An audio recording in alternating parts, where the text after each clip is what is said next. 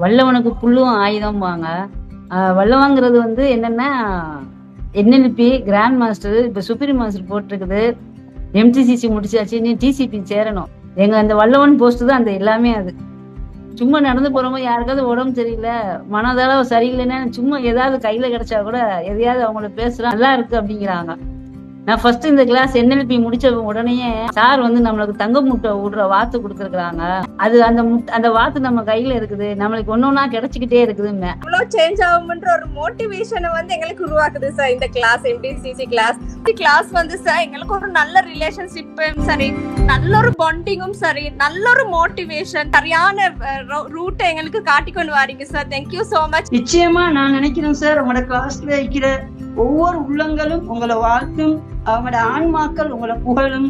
ஏன்னு சொன்னா கணீர் என்ற அந்த கனிவான பேச்சையும், மெதுவான புன்னகையும், பணிவான மதிப்பளித்தல் போன்ற உயர்ந்த பண்புகளால நீங்க எங்களுக்கு மிக ஒரு முன்மாதிரியானவராக இருக்கிறீங்க சார்.